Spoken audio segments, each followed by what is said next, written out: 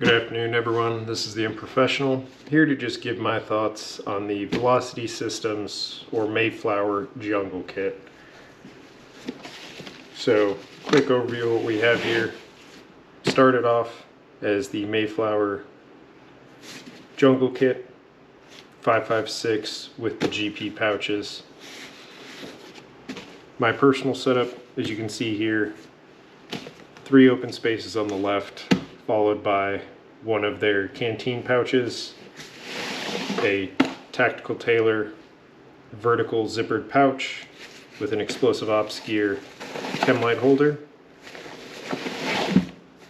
then 2 of the Mayflower GP pouches, followed by one of the tactical tailor grenade pouches, Velcro style, then another Velocity Systems GP pouch, canteen pouch, a SOG Ops fixed blade, and then a Warrior Assault Systems 3x3 medium utility pouch. So bottom line up front, would I recommend this? I would say yes, with some caveats. If you are someone that is not hard up for money, because these are getting more expensive as the months and years go by. If money is not that much of a constraint for you and you feel the need for something more built up with more load bearing capacity than a normal ultra thin battle belt in the GBRS or Ronin style, you need to carry some sustainment kit with you.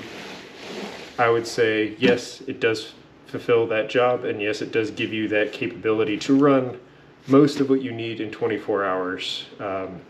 Contrary to what some people say, I have ran this as a mounted leader and a dismounted leader.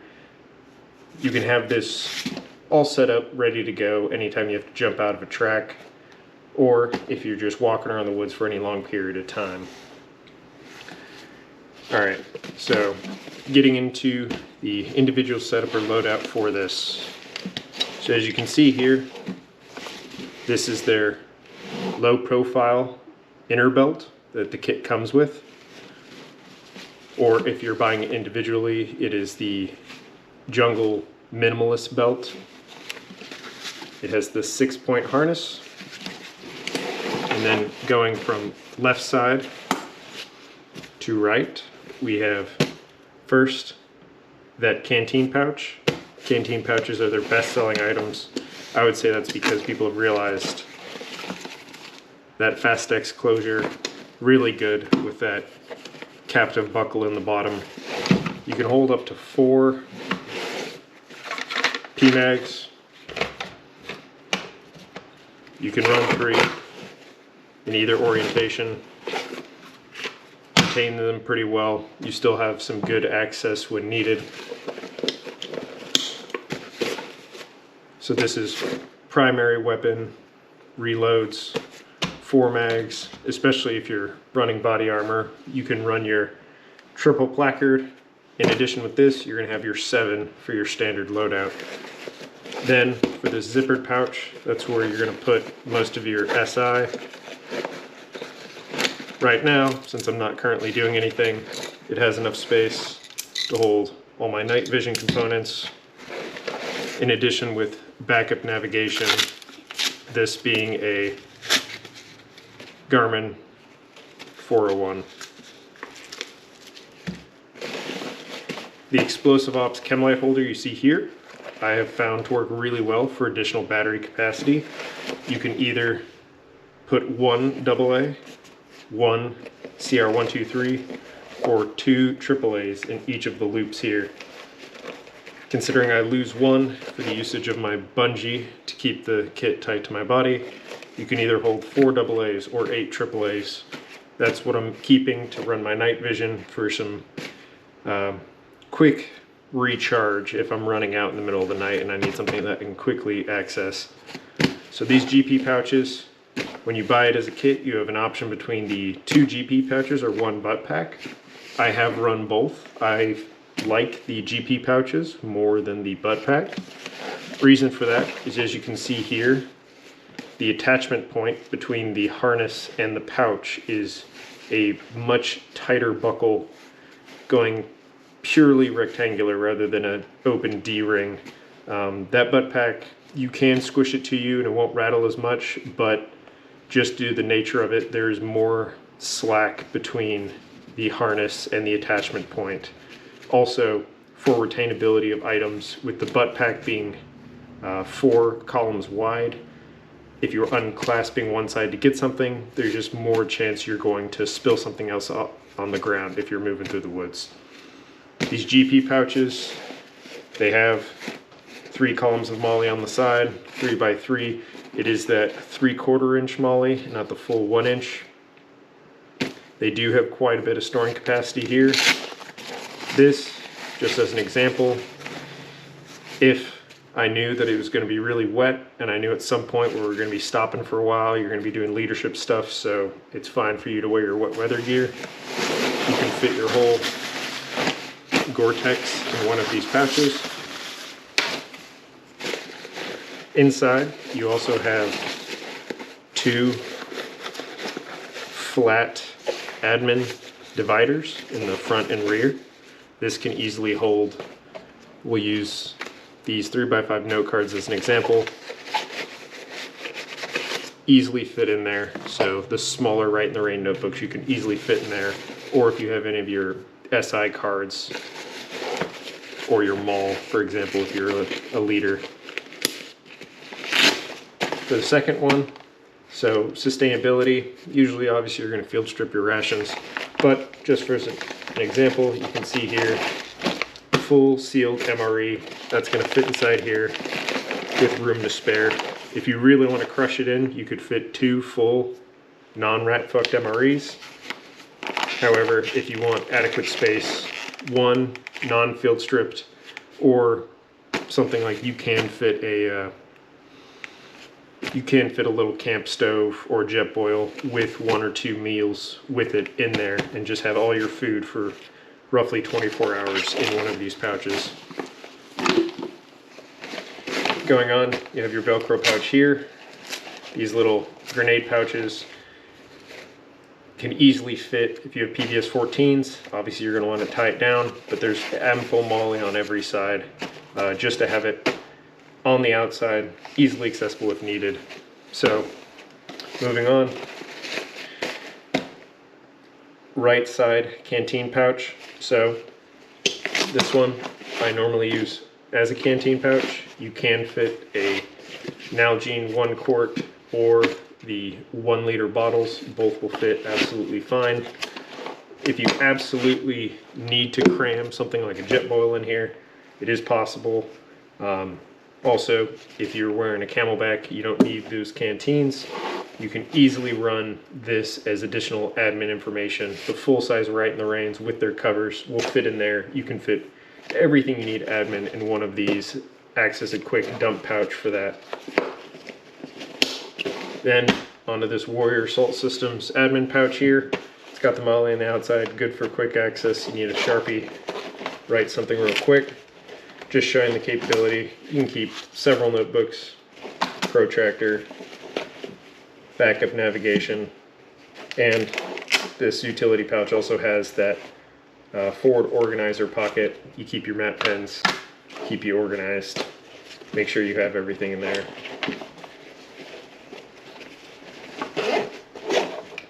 Now, the way these all attach, if we look on the inner side of the belt,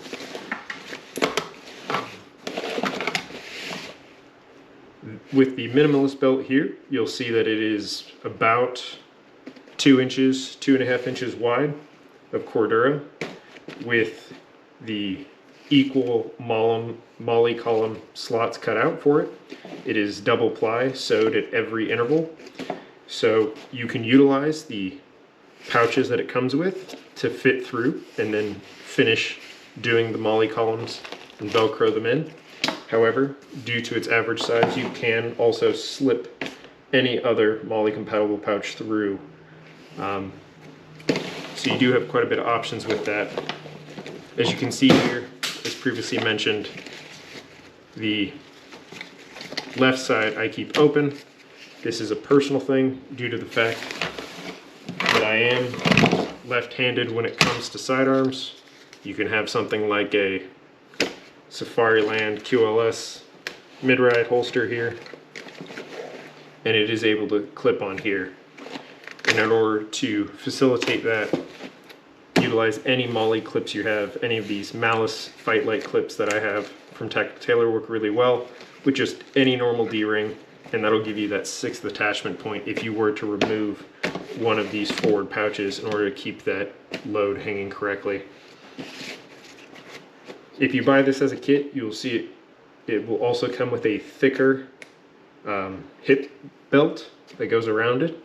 I have used that for over a year. However, I feel that the connections between the pouches and that outer belt cause it to pull away slightly more, and the webbing on the outer belt is going to deal with quite a bit of wear and tear as you're moving around. This minimalist belt built really solid, and it's going to keep everything there. And honestly, with how it's hanging on your shoulders with the 6-point harness, you're not really putting too much weight on your hips themselves. So this, no matter how much you overload this, you're not going to need to worry about the minimalist belt not being enough. As you can see, some of the modifications I've made to it are quite simply utilizing the MOLLE columns on each sides of these pouches, both on the right and left side, to attach additional pouches to give me just that additional flexibility with that SI pouch and the nods pouch here, and with the fact that the system utilizes these individual columns in between these two. I was able to lash down a fixed knife sheath to a Malice clip, slot it through the lots here, and that way you have easy access to it. It's going to hold tight to the body. No issues moving around and having this jab you in the side. Now, going on use. So I've used this quite extensively. I have used it in various active duty training scenarios for the last 4 years. I've gone through various schools, training operations, training center rotations, and some fun in Europe. Has worked pretty well. Haven't really ran into major issues with it. As you can see here, we have that bungee cord to keep it tight to you. That's going to eliminate pretty much any noise you're going to get from jostling around. You also have a lot of flexibility with this. If you hang it right at your hips, I have worn both IOTV Gen 4s, the new modular scalable vest, the MSV, and the chicken vest that comes out of that if you're like a crew member for a Brad or a tank. And this has been able to be worn over top the armor and also underneath the armor with the armor slit on top. And the height of these pouches is such that you are able to wear that vest without these pouches, really kind of locking down your mobility between the top of the pouch and the bottom of the vest. I wear a medium, size medium. I'm like 5'11", 185, about average build. So no problems with that there. I have used this, as stated in the opening, as a mounted leader, specifically on Bradleys. I have been able to have this right outside my hatch. Anytime you need to jump out to do anything, you just need to know all your stuff for surviving if you're not able to get back to the track is right here. So you're able to keep basically all your additional sustainment things, keep the absolute minimum on your vest itself to keep you light and mobile. Another positive for going the GP route over the butt pack is making it symmetrical. Allows you to fold it at that midpoint, which even when fully loaded down, this is a relatively small package that you will be able to fit in your assault pack, behind you, underneath your seat, inside of a Bradley turret, taking up just a little bit more space than your issued TAP system. So it's really giving you all the capabilities of your TAPs with a little bit more capacity. Also, benefit to it is if you're in a hot environment, If you're able to train without armor, you really open. You don't have all that cordura on your chest keeping the heat in. So you're able to keep cool, and especially in those summer months in those hotter and humid areas where most posts are, if we're being honest. So comparing it height-wise and size-wise to kind of an average battle belt you're going to see a lot of guys have here.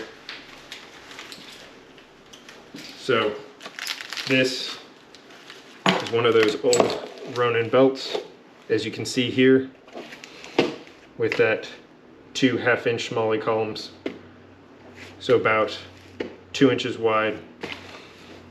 You can see these pouches are not going any deeper than the water bottle pocket I have on here. Keeps everything about the same that you would want.